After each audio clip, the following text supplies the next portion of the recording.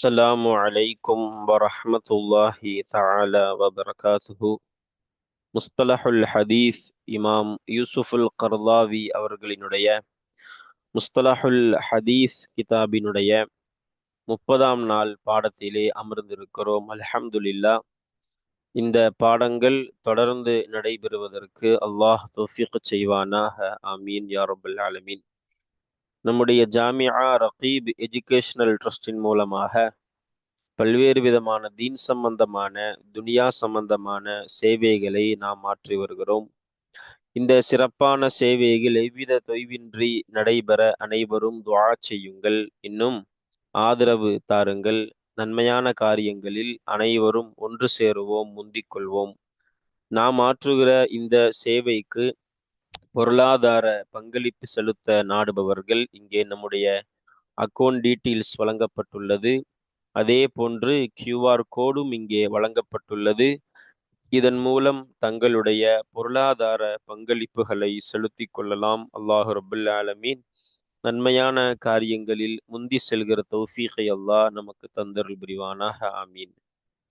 முஸ்தலஹுல் ஹதீஸ் கிதாபினுடைய 30ஆம் நாள் பாடமான இன்றைய பாடத்தில் நாம் பார்க்க இருக்கக்கூடிய விஷயம் என்னவென்றால், அல் ஹதீசுல் முர்சல் என்றால் என்ன, முர்சலான ஹதீஸ் என்றால் என்ன. அப்ப கடந்த பாடத்துல நாம லஈஃபான ஹதீஸ் என்பதினுடைய 3 பங்குகள், அது ஒவ்வொரு பங்கிற்குள்ளும் என்னென்ன வகைகள் இருக்கிறது, அந்த 3 பங்குகள் எப்படி பிரிந்தது என்பது குறித்ததான ஒரு சுருக்கத்தை பார்த்தோம். சுருக்கமாக சொல்ல போனால் லஈஃபான ஹதீஸ் என்கிற ஒரு அந்த பங்கு, அதற்குள் எதுவெல்லாம் அடங்கும், என்ன காரணம், என்ன விளக்கம் என்பதை நாம சுருக்கமான முறையில பார்த்திருந்தோம். அதுல முதல் பங்கு, அதில் இடம்பெறக்கூடிய ஒரு ஹதீஸ் தான் அல் ஹதீசுல் முர்சல். அல் ஹதீசுல் முர்சல், முர்சலான ஹதீஸ். இப்ப நம்ம இன்றைய பாடத்துல பார்க்க இருக்கக்கூடிய விஷயம் என்ன அப்படின்னா, இன்றைய பாடத்துல நாம ஒரு 3 விஷயங்களை பார்க்க இருக்கிறோம்.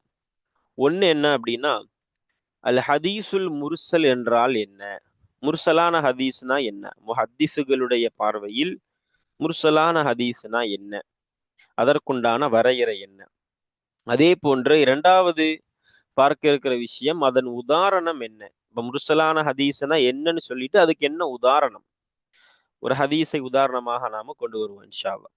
அதே போன்று மூன்றாவது, ஏன் இந்த பெயர், இந்த ஹதீஸிற்கு ஏன் முர்சல்னு பேர் வந்தது. முர்சல் அப்படிங்கிற வார்த்தைக்கு அர்த்தம் சொல்லுவாங்க தொங்கவிடப்பட்டுள்ளது, தொங்கவிடப்பட்டது, அப்புறம் அவிழ்த்து விடப்பட்டது என்றெல்லாம் அர்த்தம் இருக்கு. இந்த பெயர் இந்த ஹதீஸிற்கு ஏன் வந்துச்சு, அந்த ஹதீஸினுடைய வரையறைக்கும் அந்த பெயருக்குமான காரணம் என்ன என்பதையும் நாம இப்படி 3 விஷயங்களை நாம் இன்றைய பாடத்துல பார்க்க இருக்கிறோம். முஸன்னிஃப் அவர்கள் குறிப்பிட்ட செய்தியை நாம பார்க்க இருக்கிறோம். அதுல நம்ம முதலாவதாக பார்க்க போற விஷயம் என்ன அப்படின்னா, முர்சலான ஹதீஸ் என்றால் என்ன என்று பார்க்க இருக்கிறோம். முர்சலான ஹதீஸ் என்றால் என்ன. அவ முஸன்னிஃப் அவர்கள் கிதாபுல சொல்லி கொடுக்கிற தாரீஃப் என்ன அப்படின்னா, பல கிதாபுகளில் பல்வேறு விதமான தாரீஃபுகள், வரையறைகள் வரும். நம்முடைய முஸன்னிஃப் அவர்கள் சொன்ன அந்த தாரீஃப் என்னன்னா இதுதான். அது என்னது, முர்சலான ஹதீஸ்னா மா சகத மின் ஆஹிரி இஸ்னாதிஹி அஸ்ஸஹாபியு என்பதுதான் முர்சலான ஹதீஸினுடைய தாரீஃப். அதாவது ஒரு ஹதீஸினுடைய சனது, அதன் கடைசியில் சஹாபி விழுந்திருப்பாங்க, அந்த ஹதீஸுக்கு பேரு தான் முர்சலான ஹதீஸ். அப்போ ஒரு சனது அப்படின்னா நம்ம முன்னாடியே குறிப்பிட்டிருக்கிறோம். இப்ப முஸ்லிம் ரஹமத்துல்லா அலைஹி ஒரு ஹதீஸ் அறிவிக்கிறாங்க அப்படின்னா, அவங்களுக்கு யார் அறிவித்தார்கள், அவங்களுக்கு யார் அறிவித்தால் அப்படியே போய் போய் ரசூல் ஸல்லல்லாஹு அலைஹி வஸல்லம் போய் சனது நிற்கும். அப்ப புகாரி அதாவது முஸ்லிம் ரஹமஹுல்லாவிடம் இருந்து தொடங்கக்கூடிய சனது எங்க போய் முடியும், சஹாபிட்ட போய் முடியும். அப்போ ஒரு சனதினுடைய துவக்கம் அப்படின்னா முஸ்லிம் ரஹமஹுல்லாவிடம் அவங்க யார்கிட்ட கேட்டாங்களோ அதுதான் தொடக்கம். ஒரு ஹதீஸினுடைய சனதினுடைய முடிவு அப்படின்னா என்னது, அதுதான் சஹாபி. அதைத்தான் சொல்றாங்க, அந்த சனதினுடைய, ஒரு ஹதீஸினுடைய தொடரினுடைய கடைசியிலிருந்து ஒரு சஹாபி விழுந்திருப்பாங்க. அதாவது சஹாபி குறிப்பிடப்படாமல் இருப்பாங்க. ஒரு தாபி நேரா ரசூல் ஸல்லல்லாஹு அலைஹி வஸல்லம் கேட்ட மாதிரி சனது வந்திருக்கும். அப்படி ஒரு சனதை இருக்குமானால் அந்த ஹதீஸிற்கு என்ன பேரு, முர்சலான ஹதீஸ் என்று பெயர். இதுதான் நாம இன்றைக்கு பார்க்க இருக்கக்கூடிய விஷயங்களில் முதலாவது முர்சலான ஹதீஸு என்பதற்குண்டான வரையறை இதுதான். அப்போ தொடர்ந்து நாம ரெண்டாவதா பார்க்கிற விஷயம் என்னது? அதாவது அதன் உதாரணம் என்னன்னு பார்க்க இருக்கிறோம். அதுக்கு நம்ம சொன்ன முஸ்லிம் ரஹமத்துல்லா அலி அறிவிக்கக்கூடிய ஹதீஸையே உதாரணமா கொண்டு வருவாங்க. அதை நாம கிதாபை வாசிக்கும் பொழுது நம்ம அந்த வரிகளை வாசிச்சு அந்த சனதை பயான் பண்ணும் பொழுது இன்ஷா அல்லாஹ் அந்த உதாரணம் நமக்கு தெரிய வரும். அது எப்படி முர்சலானது, என்ன காரணம் என்பதையும் நாம தெரிந்து கொள்ளலாம் இன்ஷா அல்லாஹ். அதே சமயம் ஏன் இந்த பெயர், அதான் மூன்றாவது விஷயம். முர்சலான ஹதீஸ்னா என்னன்னு பார்த்துட்டோமா இல்லையா? என்னது? ஒரு ஹதீஸினுடைய தொடர், அதாவது சனதினுடைய கடைசியில ஒரு சஹாபி விழுந்திருப்பாங்க. சஹாபி சொல்லப்பட்டிருக்க மாட்டாங்க. அந்த ஹதீஸுக்கு அப்படிப்பட்ட சனது கொண்ட ஹதீஸுக்கு பேரு ஹதீசுல் முர்சல். ஏன் முர்சல்னு பேர் வந்ததற்குண்டான காரணம் என்னன்னா, முர்சலுக்கு என்ன அர்த்தம் சொன்னா நாம? தொங்க விடப்பட்டது, அவிழ்த்து விடப்பட்டது. அப்ப சஹாபிங்கிற ஒரு ஒரு முடிச்சு இல்லாமல் ஒரு தொடர் தொங்க விடப்பட்டிருக்குன்னு அர்த்தம். அந்த ஹதீஸினுடைய சனது சஹாபி என்கிற முடிச்சு இல்லாமல் அது அவிழ்த்து விடப்பட்டு அது என்னது? தொங்க விடப்பட்டிருக்குது. அப்படிங்கிற ஒரு காரணத்தை அடிப்படையாக வைத்து இந்த ஹதீஸ் இந்த இந்த மாதிரி சனது கொண்ட ஹதீஸிற்கு என்ன பெயர் வச்சிருக்கிறாங்க? அல் ஹதீசுல் முர்சல் என்பதாக பெயர் வைத்திருக்கிறார்கள். அப்போ நாம இன்றைய பாடத்துல கிதாபினுடைய வரிசைகளில் இந்த மூன்று விஷயங்களை நாம பார்க்க இருக்கிறோம். வாங்க இன்ஷா அல்லாஹ் நாம கிதாபிற்கு உள்ளே சென்று இந்த மூன்று விஷயங்களையும் சற்று விரிவாக பார்ப்போம் இன்ஷா அல்லாஹு தஆலா. பிஸ்மில்லாஹிர் ரஹ்மானிர் ரஹீம். அப்போ இன்றைய பாடத்தினுடைய துவக்கம் அல் ஹதீசுல் முர்சல். அப்ப நாம கடந்த பாடத்துல குறிப்பிட்டது போன்று லஈஃபான ஹதீஸ் என்பது மூன்று பங்காக பிரியும். எதன் அடிப்படையாக வச்சது மூன்று பங்காக பிரியுது அப்படின்னா, சஹீஹான ஹதீஸிற்கென்று நம்ம ஒரு 5 நிபந்தனைகள் சொன்னோம். அந்த 5 நிபந்தனைகளில் ஒவ்வொன்று இழக்கப்படும் போது அந்த ஹதீஸ் லஈஃப் என்னும் அந்தஸ்தை நோக்கி, லஈஃப் என்னும் பெயரை நோக்கி நகரும். அப்ப எந்த நிபந்தனை இழக்கப்படும் பொழுது என்ன பெயர் வரும்? அந்த அடிப்படையில மூன்று பங்காக லஈஃபான ஹதீஸ் பிரிந்தது. முதலாவதாக நாம சொன்ன பங்கு என்னது? அல் கிஸ்முல் அவ்வலு, முதல் பங்காகிறது. நம்ம லஈஃபான ஹதீஸு மூன்று பங்காக பிரியும் கடந்த பாடத்துல விளக்கியிருந்தோம். முதல் பங்கு என்னது? வஹுவ, அந்த முதல் பங்காகிறது மா ஃபகத இத்திசால சனதி, சனது சேர்ந்திருக்குதல் எனும் தன்மையை இழந்திருக்குமே அப்படிப்பட்ட ஒரு ஹதீஸாக இருக்கும். அப்ப முதல் பங்கு என்னது? சனது சேர்ந்திருக்குதல் என்ற தன்மையை, நிபந்தனையை இழந்திருக்குமே அந்த ஒரு ஹதீஸாக இருக்கும். இதுதான் முதல் பங்கு, லஈஃபான ஹதீஸினுடைய முதல் பங்கு. இப்போ இந்த முதல் பங்குல நமக்கு ஒரு சில ஹதீஸுகளை நமக்கு சொல்லுவாங்க. முதலாவது அல் ஹதீசுல் முர்சல். அதே போன்று அதை தொடர்ந்து நமக்கு சொல்லுவாங்க அல் ஹதீசுல் முன்கத்தி, அது இரண்டாவது. மூன்றாவது ஹதீஸ் என்ன? அல் ஹதீசுல் முஅல்லல், மூணாவது. அதே சமயம் நாலாவது என்னது? அல் ஹதீசுல் முஅல்லக். இப்படி நமக்கு முதல் பங்கில் மட்டும் எத்தனை ஹதீஸை சொல்லி தருவாங்க? 4 ஹதீஸுகள். அதாவது சனது சேர்ந்திருக்குதல் என்னும் தன்மையை இழந்திருக்க கூடியதான லஈஃபான ஹதீஸ் என்னும் பங்கு எத்தனை பங்கா பிரியுது? 4 பங்கு. முர்சலான ஹதீஸு, முன்கத்தியான ஹதீஸு, முஅல்லலான ஹதீஸு, அதே போன்று முஅல்லகான ஹதீஸ், 4 பங்கு. அதில் முதலாவது பங்கு முர்சலான ஹதீஸை குறித்து தான் நாம் இன்றைக்கு பார்க்க போறோம். வாங்க. வமின்ஹு, அதே தான் குறிப்பிடுறாங்க. வமின்ஹு, இன்னும் அதிலிருந்து உள்ளதாக இருக்கும். எதிலிருந்து? ஹூடி லமீர் எங்க எடுக்கணும்? அந்த முதல் பங்கிலிருந்து உள்ளதாக இருக்கும். சனது சேர்ந்திருக்குதல் என்னும் தன்மையை, நிபந்தனையை இழந்திருக்கக்கூடிய லஈஃபான ஹதீஸ் எனும் அந்த லஈஃபான ஹதீஸினுடைய முதல் பங்கிலிருந்து உள்ளதாக இருக்கும் அல் ஹதீசுல் முர்சலு, முர்சலான ஹதீஸா ஆகிறது. சரி, இப்ப முதலாவது நமக்கு உதாரணத்தை சொல்லுவாங்க. அதுக்கப்புறம் தான் இது ஏன் முர்சலாச்சுன்னு விளக்கிட்டு அதற்கு பிறகு முர்சலான தாரீஃபினுடைய வரையறையை நமக்கு சொல்லி தருவாங்க. பாருங்க. மிசாலுஹு, அதனுடைய உதாரணமாகிறது. எதனுடைய? அந்த முர்சலான ஹதீஸினுடைய உதாரணமாகிறது ரவா முஸ்லிமுன், முஸ்லிம் ரஹ்மத்துல்லாஹி அலைஹி அறிவித்தார்கள். அப்ப முஸ்லிம் ரஹ்மஹுல்லா அறிவிக்கக்கூடிய ஹதீஸ். இங்க மா ரவான் இருந்தால் அது பொருத்தமாக இருந்திருக்கும், அச்சு பிழையாக விடுபட்டு இருக்கலாம். மா ரவா முஸ்லிமுன், முஸ்லிம் ரஹமத்துல்லா அலைஹி அவர்கள் அறிவித்த ஒன்றாக இருக்கும் என்பதுதான் சரியானதாக இருக்கும், அச்சு பிழையாக விடுபட்டிருக்கலாம். பாருங்க, கால யாரு சொல்றா? முஸ்லிம் ரஹமத்துல்லாஹ் அலைஹி அவர்கள் சொன்னார்கள். ஹத்தசனி முஹம்மது இப்னு ராஃபிஇன், ஹத்தசனா ஹுஜைனுன், ஹத்தசனா லைசு an அகீலின் an ibn ஷிஹாபின் an Zayed இப்னில் முஸையபி ரஹிமஹுமுல்லாஹு தஆலா அன்ன ரசூலல்லாஹி ஸல்லல்லாஹு அலைஹி வஸல்லம நஹா அனில் முஸாபனதி. அப்ப முஸ்லிம் ரஹமஹுல்லா அறிவிக்கக்கூடிய ஹதீஸ் பாருங்க. கால முஸ்லிம் ரஹமத்துல்லா அலைஹி சொல்றாங்க, ஹத்தசனி எனக்கு அறிவித்தார். யாரு? முஹம்மது இப்னு ராஃபிஇன். யாரு? முஹம்மது இப்னு ராஃபி ரஹமஹுல்லா எனக்கு அறிவித்தார்கள். சொல்றது யாரு? முஸ்லிம் ரஹமத்துல்லா அலைஹி. அவங்க என்ன சொல்றாங்க? முஹம்மது இப்னு ராஃபி ரஹமத்துல்லா அலைஹி ஹத்தசனா நமக்கு அறிவித்தார். ஹுஜைனுன், ஹுஜைன் ரஹமத்துல்லா அலைஹி அவர் ராவி, எனக்கு அறிவித்தார், எங்களுக்கு அறிவித்தார். ஹுஜைன் ரஹமத்துல்லா அலைஹி என்ன சொல்றாங்க? ஹத்தசனா எனக்கு அறிவித்தார், எங்களுக்கு அறிவித்தார். அல் லைசு, அல் லைஸ் ரஹமத்துல்லா அலைஹி. அதே போன்று லைஸ் ரஹமஹுல்லா யாரை தொட்டும் அறிவிக்கிறாங்க? அன் அகீலின், அகீல் ரஹமஹுல்லாவை தொட்டும்.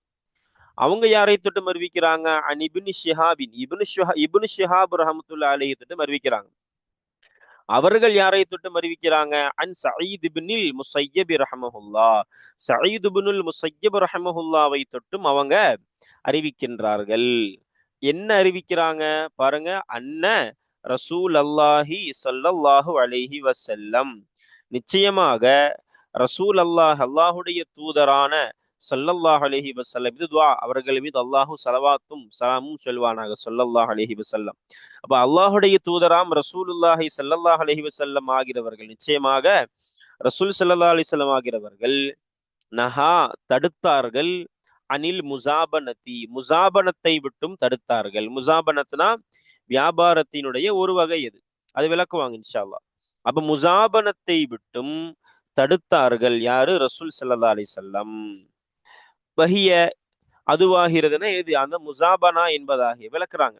ஒரு ஹதீஸை சொல்லிட்டா அதுக்கு சிறிய விளக்கத்தை கொடுக்குறாங்க. யாரு? முஸன்னிஃப். வஹிய அந்த முசாபனா என்பதாகிறது, முசாபனா என்பதாகிறது பைஉ மா லா யுலமு கைலன் அவு அததன் அவு வஸ்னன் பி மஅலூமில் மிக்தாரி. பாருங்க, வஹிய முசாபனா என்பது பைஉ மா ஒன்றை விற்பதாகும், அதாவது ஒரு பொருளை விற்பதாகும். எப்படிப்பட்ட பொருள்? லா யுலமு அந்த பொருள் அறியப்படாது, கைலன் அளத்தல் அளவால், அவு அல்லது அததன் எண்ணிக்கையால், அவு அல்லது வஸ்னன் நிறுத்தல் அளவால், எடையால். அப்போ எதனாலும் அளத்தலாலும் அதை அறியப்படாது, எண்ணிக்கையாலும் அதை அறியப்பட முடியாது, நிறுத்ததாலும் அறியப்பட முடியாது. இப்படிப்பட்டதான ஒரு பொருளை விற்பதுக்கு பேரு தான் என்னது? முசாபனா. எதற்கு பகரமாக வைக்கிறது? பி மஅலூமில் மிக்தாரி, அளவு அறியப்பட்ட ஒன்றிற்கு பகரமாக. அப்ப அளவு அறியப்பட்ட ஒன்றிற்கு பகரமாக அளவை அறியப்படாத, நிறுத்தல் அளவாலும் எண்ணிக்கையாலும் அல்லது என்னது என்னது கையில்னா அளத்தல், வசுனா நிறுத்தல், எடையாலும் அறியப்படாத ஒரு பொருளை விற்பது எதற்கு பகரமாக? அளவு அறியப்பட்டதற்கு பகரமாக. இப்படிப்பட்ட ஒன்றை விற்பதுதான் முசாபனா என்பது. இது கூடாது. இதை பற்றிய ஃபிக்ஹ் ரீதியான சட்டங்கள் நிறைய இருக்கிறது, அது வேறு சப்ஜெக்ட் அது.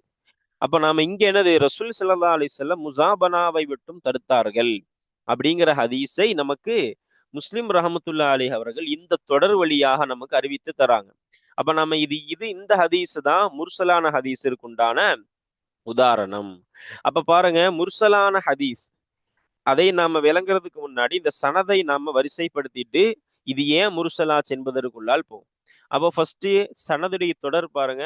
முஸ்லிம் ரஹமத்துல்லா அலி அவர்களுக்கு முஹம்மது இப்னு ராஃபி ரஹமத்துல்லா அலி, முஹம்மது இப்னு ராஃபி ரஹமஹுல்லா அவர்களுக்கு ஹுஜைன் ரஹமத்துல்லா அலி, ஹுஜைன் ரஹமஹுல்லா அவர்களுக்கு அல்லைஸ் ரஹமத்துல்லா அலி, அல்லைஸ் ரஹமஹுல்லா அவர்களுக்கு அகீல் ரஹமத்துல்லா, அகீல் ரஹமஹுல்லாக்கு இப்னு ஷிஹாப் ரஹமஹுல்லா, இப்னு ஷிஹாப் ரஹமஹுல்லாக்கு சயீத் இப்னு முஸய்யப் ரஹமஹுல்லா.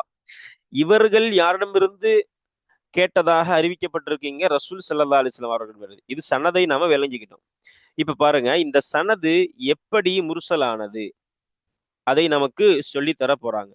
வபின் நலுரி, வபின் நலரி, நலர்னு வச்சா என்னது?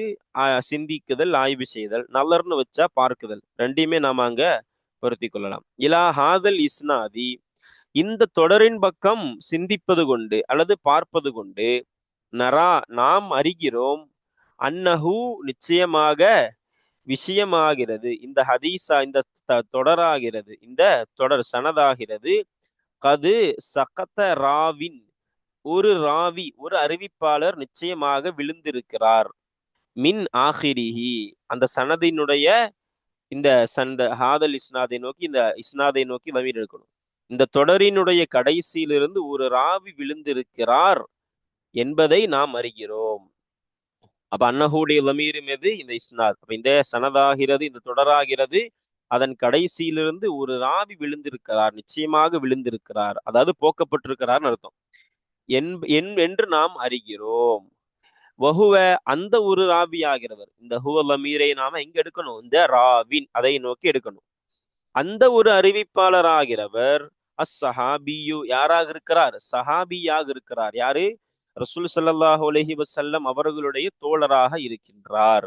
என்ன காரணம்? எப்படி கண்டுபிடிச்சாங்க? இடையில ஒரு ராவி விழுந்திருக்கிறாங்க, அது சஹாபி தான் விழுந்திருக்கிறாங்க. எப்படி கண்டுபிடிச்சாங்க அப்படின்னா, காரணம் சொல்றாங்க பாருங்க. அன்ன சயீத் இப்னுல் முஸய்யபி, நிச்சயமாக காரணமாகிறது, நிச்சயமாக காரணம், சயீத் இப்னுல் முஸய்யப் ரஹ்மஹுல்லாஹ் ஆகிறவர்கள் தாபிஇயுன், அவர்கள் தாபிஇயாக இருக்கிறார்கள். வலைஸ பிஸஹாபியின், இன்னும் அவர்கள் என்ன இல்ல? சஹாபியாக இல்லை. ஏன் சயீத் இப்னுல் முஸய்யப் ரஹ்மஹுல்லாஹ் தாபிஇனா என்னது? சஹாபாக்களோடு இருந்தவங்க. அவங்க ரசூல் ஸல்லல்லாஹு அலைஹி வஸல்லத்தை பார்த்திருக்க மாட்டாங்க. ரசூல் ஸல்லல்லாஹு அலைஹி வஸல்லத்தினுடைய சஹாபி, அவருடைய தோழருக்கு நம்ம நிறைய நிபந்தனைகள் மேல குறிப்பிட்டோம். அந்த நிபந்தனைகள் அவங்கள்ட்ட இருந்திருக்காது. இவங்க ரசூல் ஸல்லல்லாஹு அலைஹி வஸல்லம் காலத்துல உள்ளவர்கள் அல்ல, சஹாபாக்கள் இடத்துல பாடம் பயின்று சஹாபாக்களோடு இருந்தவங்க தாபிஈ. அப்ப சயீத் இப்னுல் முஸய்யப் ரஹ்மஹுல்லாஹ் தாபிஈ தானே தவிர அவங்க என்ன இல்ல? சஹாபி இல்ல. அப்போ ஒரு தாபிஈ ரசூல் ஸல்லல்லாஹு அலைஹி வஸல்லம் அவர்களிடமிருந்து ஒரு ஹதீஸை கேட்பது, அது முடியாத, அது சாத்தியம் இல்லாத ஒரு காரியம். இங்க அப்படிதான் வந்திருக்குது. அன் சயீத் இப்னில் முஸய்யப் ரஹ்மஹுல்லாஹ் அன்ன ரசூலுல்லாஹி ஸல்லல்லாஹு அலைஹி வஸல்லம். அப்ப சயீத் இப்னு முஸய்யப் ரஹ்மஹுல்லாஹ் ரசூல் ஸல்லல்லாஹு அலைஹி வஸல்லம் அவர்களிடமிருந்து கேட்டது போன்று வந்திருக்கு. அப்ப என்ன புரியுது? இவங்க தாபிஈ, சயீத் இப்னு முஸய்யப் ரஹ்மஹுல்லாஹ் தாபிஈ. இந்த ஹதீஸ் அறிவிக்கிறாங்கன்னா, அப்போ இருவருக்கும் மத்தியில, ரசூல் ஸல்லல்லாஹு அலைஹி வஸல்லம் அவர்களுக்கும் சயீத் ரஹ்மஹுல்லாஹ்விற்கும் மத்தியில ஒரு சஹாபி இருந்திருக்கிறாங்க என்று நமக்கு தெரிய வருது. என்ன காரணம் அப்படின்னா, ரசூல் ஸல்லல்லாஹு அலைஹி வஸல்லம் அவர்கள் வஃபாத் ஆனது ஹிஜ்ரி 11 நமக்கு தெரியும். சயீத் இப்னுல் முஸய்யப் ரஹ்மஹுல்லாஹ் அவர்கள் பிறந்தது ஹிஜ்ரி 15. மதீனால தான் பிறக்கிறாங்க சயீத் ரஹ்மஹுல்லாஹ். ஹிஜ்ரி 94 வஃபாத் ஆகுறாங்க. அதே மதீனால தான் வஃபாத் ஆகுறாங்க. பெரிய ஒரு ராவி, தாபிஈகள்ல பெரிய அந்தஸ்தை கொண்டவர்கள் தான் சயீத் இப்னுல் முஸய்யப் ரஹ்மஹுல்லாஹ். வரலாற்றிலே இன்னொரு விஷயத்தையும் சொல்லுவாங்க. இவங்க யார் அப்படின்னா, அபூ ஹுரைரா ரலியல்லாஹு அன்ஹுடைய மருமகனார். இவர்களுடைய மனைவியுடைய தந்தை தான் அபூ ஹுரைரா ரலியல்லாஹு அன்ஹு. அப்படி ஒரு ஹதீஸினோடு ரொம்ப நெருக்கமான தொடர்பு கொண்டவங்க தான் சயீத் இப்னுல் முஸய்யப் ரஹ்மத்துல்லாஹி அலைஹி. என்ன இருந்தாலும் இவர்கள் பிறந்தது ஹிஜ்ரி 15. ரசூல் ஸல்லல்லாஹு அலைஹி வஸல்லம் வஃபாத் ஆனது ஹிஜ்ரி 11. இவங்க பிறக்கிறதுக்கு ஒரு 4 ஆண்டுகளுக்கு முன்பாகவே ரசூல் ஸல்லல்லாஹு அலைஹி வஸல்லம் வஃபாத் ஆயிட்டாங்க. அப்ப இவங்க கேட்டிருப்பதற்கு வாய்ப்பே கிடையாது. அப்ப என்ன தெரிய வருது? இவங்க தாபிஈ. இவங்க ரசூல் ஸல்லல்லாஹு அலைஹி வஸல்லம் அறிவித்ததாக ஒரு செய்தியை சொல்றாங்கன்னா, இடையில யார் விடுபட்டு இருக்கிறா? ஏதேனும் ஒரு சஹாபி விடுபட்டு இருக்கிறாங்க. அதனால இந்த சனத் என்னவாகி விட்டது? முர்சலானதாக ஆகிவிட்டது. ஹதீஸ் முர்சலாக ஆகிவிட்டது. அப்ப இதுதான் முர்சலான ஹதீஸாக இந்த ஹதீஸ் ஆகுவதற்கு காரணம். இதுதான் உதாரணம். இப்ப நம்ம முர்சலான ஹதீஸ்னா என்ன அப்படின்னு இப்ப சொல்ல போறாங்க பாருங்க. எனவே தான் ஃபல் முர்சலு, எனவே முர்சலான ஹதீஸ் என்பதாகிறது. பொதுவா நம்ம வரையறைய நம்ம பாட சுருக்கத்திலே பார்த்துட்டோம். இங்க வந்து முஸன்னிஃப் கடைசியா கொண்டு வராங்க விளக்கிட்டு, இந்த ஹதீஸ் ஏன் முர்சல் ஆச்சுன்னு சொல்லிட்டு முர்சல்னா என்னன்னு சொல்றாங்க பாருங்க. ஹுவ, முர்சலான ஹதீஸ் என்பதாகிறது மா, ஒரு ஹதீஸாக இருக்கும். சகத மின் ஆஹிரி இஸ்னாதிஹி அஸ்ஸஹாபியு. சகத விழுந்திருக்கும், மின் ஆஹிரி இஸ்னாதிஹி எந்த ஹதீஸினுடைய சனதினுடைய, அதாவது தொடரினுடைய கடைசியிலிருந்து விழுந்திருக்குமோ, அஸ்வஹாபியு சஹாபி எனும் ஒரு அறிவிப்பாளர் விழுந்திருப்பாரோ, அதாவது விழுந்திருப்பாரை கொண்டு முறாது என்ன, இல்லாமல் இருப்பார், போக்கப்பட்டிருப்பார், அப்படிப்பட்ட ஒரு ஹதீஸாக இருக்கும். இந்த ஹீவுடைய லமீரை நாம் எங்க எடுக்கணும்? இந்த மாவை நோக்கி எடுக்கணும். எந்த ஹதீஸினுடைய தொடரினுடைய கடைசியிலிருந்து ஒரு சொஹாபி விழுந்திருப்பாரோ அப்படிப்பட்ட ஒரு ஹதீஸாக இருக்கும். இதுதான் முர்சலான ஹதீஸினுடைய வரையறை. இந்த வரையறையை நாம இங்க பொருத்தி பார்த்து இந்த ஹதீஸ் என்னது, முர்சல் என்பதாக நாம குறிப்பிட்டிருக்கிறோம். சரி, இப்ப பாருங்க, நம்ம பார்த்த அந்த மூன்றாவது விஷயம், பாடத்தினுடைய சுருக்கத்துல சொன்ன ரெண்டு விஷயத்தை பார்த்துட்டோம். ஒண்ணு, முர்சலான ஹதீஸ்னா என்ன என்பதையும் பார்த்துட்டோம். அதற்கான உதாரணத்தையும் பார்த்து அது எப்படி முர்சலாச்சு என்பதை நாம அல்ஹம்துலில்லாஹ் விரிவாக நாம் பார்த்துட்டோம். இப்ப மூன்றாவது விஷயம் என்ன, இந்த ஹதீஸிற்கு ஏன் முர்சல்னு பேர் வந்தது? சஹாபி விடுபடக்கூடியதான இந்த தொடரை கொண்ட ஹதீஸிற்கு ஏன் முர்சல், தொங்க விடப்பட்டது அல்லது அவிழ்த்து விடப்பட்டது, ஏன் இந்த பேர் வந்துச்சு அப்படின்னா, இன்னமா சும்மிய முர்சலா வ இன்னமா சும்மிய, இந்த சும்மியோட நாய்பு, இது ஃபிஇல் மாதி மஜ்ஹூல், இதுக்கு நாயிபு ஃபாயில் தமீரா இருக்கு, அந்த முர்சலான ஹதீஸ்னு வைக்கணும். முர்சலான ஹதீஸ் பெயர் வைக்கப்பட்டதெல்லாம் முர்சல் என்பதாக அந்த முர்சலான ஹதீஸு பெயர் வைக்கப்பட்டதெல்லாம், அல்லது சும்மிய உடைய நாயிபு ஃபாயிலாக இந்த மாவை நாம வைக்கலாம். எப்படி அர்த்தம் வரப்போ, எந்த ஹதீஸினுடைய தொடரிலே எனது ஸ்வஹாபி விழுந்திருப்பார்களோ அப்படிப்பட்ட அந்த ஹதீஸிற்கு பெயர் வைக்கப்பட்டதெல்லாம் முர்சல் என்பதாக பெயர் வைக்கப்பட்டதெல்லாம் இன்னமாவுடைய ஹசரை இங்க முடிக்கணும். கடைசியில நம்ம அர்த்தம் வைக்கும் பொழுது முடியும். ஏன்னா அன்ன ராவியஹு, காரணம் நிச்சயமாக அந்த ஹதீஸினுடைய அறிவிப்பாளராகிறவர் அர்சலஹு, அந்த ஹதீஸை தொங்க விட்டார், வ அத்லகஹு, இன்னும் அந்த ஹதீஸை அவர் அவிழ்த்து விட்டார். அப்ப அந்த வார்த்தையோடு பொறுத்துறாங்க, வேற ஒண்ணும் இல்லை. அந்த ஹதீஸை என்ன பண்ணிட்டாங்க, சஹாபி இல்லாம தொங்க விட்டாங்க, அவிழ்த்து விட்டார்கள். ஃபலம் யுகையிது, அந்த ராவி கட்டவில்லை, ஹூ அந்த ஹதீஸை கட்டவில்லை, பிஸ்வஹாபியி சஹாபியை கொண்டு கட்டவில்லை. அல்லது எப்படிப்பட்ட சஹாபியவர், தஹம்மல அந்த சஹாபிதான் சுமந்து கொண்டார், ஹூ இந்த ஹதீஸை சுமந்து கொண்டார், மின் ரசூலில்லாஹி ஸல்லல்லாஹு அலைஹி வஸல்லம், ரசூல் ஸல்லல்லாஹு அலைஹி வஸல்லம், அல்லாஹ்வுடைய தூதராம் ரசூல் ஸல்லல்லாஹு அலைஹி வஸல்லம் அவர்களிடமிருந்து அந்த ஹதீஸை சுமந்து கொண்டாரே, அப்படிப்பட்ட சஹாபியை கொண்டு அந்த ஹதீஸை அந்த ராவி கட்டவில்லை. கட்டாம என்ன பண்ணிட்டாரு, அவிழ்த்து விட்டார், அதை தொங்க விட்டார். அதனால் அந்த ஹதீஸுக்கு தொங்க விடப்பட்டது என்பதாக பெயர் வந்தது என்பதனால்தான் இந்த அண்ணனுடைய அர்த்தத்தை நாம் இங்கே கொண்டு வந்து முடிக்கணும். இன்னமாவுடைய ஹஸ்ருடைய அர்த்தம் ஏன் முர்சல் என்று பெயர் வைக்கப்பட்டது, இந்த காரணமாகத்தான். அப்ப நாம முர்சல் என்ற ஹதீஸ், அதற்குண்டான வரையறை என்ன, அதே போன்று முர்சலான ஹதீஸிற்கான உதாரணம், அது எப்படி முர்சலானது என்பதை இரண்டாவது பார்த்துட்டோம். மூன்றாவதாக நம்ம பார்த்த விஷயம் என்னது, முர்சலான ஹதீஸ் என்று இந்த ஹதீஸிற்கு ஏன் பெயர் வந்தது என்கிற மூன்று விஷயங்களை நாம பார்த்திருக்கிறோம் அல்ஹம்துலில்லாஹ். இனியும் இந்த முர்சலான ஹதீஸை குறித்த விஷயங்கள் தொடர்ந்து வருகிறது. அதை இன்ஷா அல்லாஹ் நாம இனி வரக்கூடிய பாடங்களிலே பார்க்கலாம் இன்ஷா அல்லாஹு தஆலா. அஸ்ஸலாமு அலைக்கும் வரஹ்மத்துல்லாஹி தஆலா வபரகாத்துஹு.